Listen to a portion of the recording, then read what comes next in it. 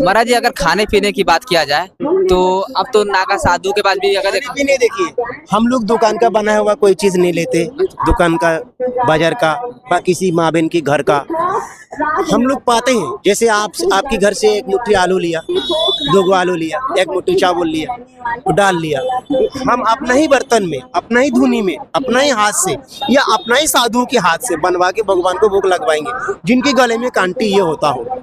ऐसे व्यक्ति के हाथ से हम लोग भोजन करते हैं, सादा भोजन जिसमें मिर्ची ना हो, कम हो, 1 कद्दू का मिर्ची हो, थोड़ा तेल जीरा है, 1 मिर्ची, थोड़ा सा नमक, बाकी हल्दी मसाला ये सब कुछ नहीं, ये सब नहीं। ये सब से शरीर में उत्तेजना पैदा होता है, जिससे भजन से मन हट जाता है। उत्तेजना पैदा होगी तो आप जगत का विषय वस्तु को खोजोगे, नहीं समझ रही? उत्तेजना पैदा नहीं होगी तो जगत का विषय वस्तु को आप नहीं खोजोगे। बाकी खाली आपको भूख लगा, खाना जरूरी है, कुछ ना कुछ खा लियो।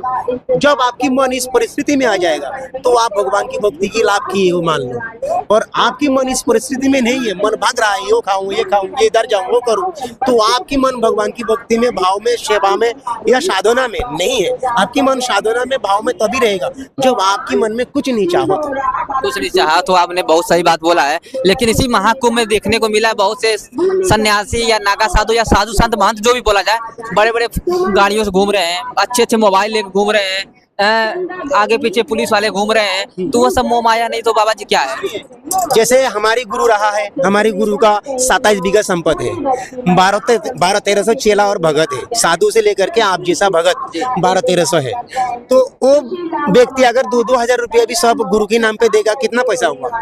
तो जो गुरु, अभी मेरा गुरु आस्थान में कोई नहीं है, मेरा गुरु भाई है, तो वो तो ऐसे ही करेगा ना भाई। वो तो गुरु का बनाया हुआ घर मिला, गुरु का बनाया हुआ भगत मिला, गुरु का बनाया हुआ धन मिला, वो तो ऐसे ही करेगा ना भाई। लेकिन वो भजन नहीं होता, वो कोई भजन आनंदी आदमी नहीं है। वो तो किसी का बनाया हुआ घर में है ना, साधु का बैच लेके अपना रोटी खा रहा है, वो क्या जाने साधु क्या। साधु तो वही है जो जंगल में रहता हो, जो नदी किनारे में रहता हो, है जो आदमी से दूर रहता हो, जिसको आदमी से कोई मतलब नहीं, दुनिया से मतलब नहीं, धन धोने से मतलब नहीं, भूख लगा कुछ खाने से निर्भर है, वो साधु बन सकता है। बहुत अच्छा परिभाषा आपने बताया साधु का। अब तक मैं बहुत लोगों का इंटरव्यू लिया, बहुत लोगों से बात किया, लेकिन आपने जो सही परिभाषा आज बताया किसी कि साधु का क्या परिभाषा होता है। और देखो, अपनी जिंदगी को सुधारना, अपनी जिंदगी को सुधार के साधुता लाना। जैसे एक उदाहरण आपको उदाहरण की तरफ से कह रहा हूं, जैसे चोरी छोड़ दो, मिथ्या छोड़ दो, कपट छोड़ दो, झूठ छोड़ दो, किसी को सताना छोड़ दो, किसी को हिंसा करना छोड़ दो। ये सब चीजों को त्यागना साधुता है, चाहे आप हो चाहे हम हो। अगर आप ये सब चीज को त्याग सकते हैं तो आप भी साधु हैं मेरे जैसा।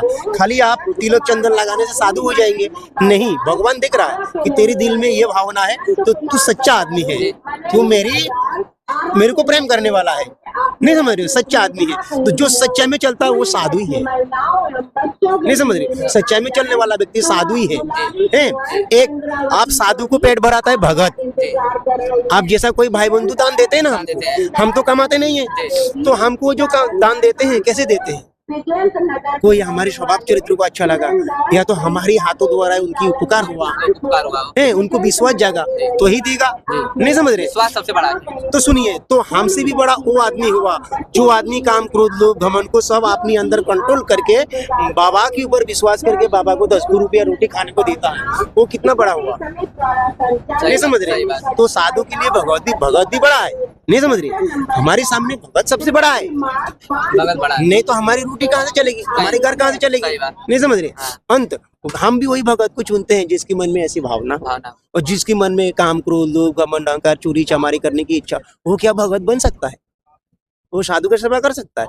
नहीं कर सकता। साधु का सेवा वही कर सकता है चाहे अमीर हो चाहे गरीब हो, जिसकी मन में गलत भावना ना हो।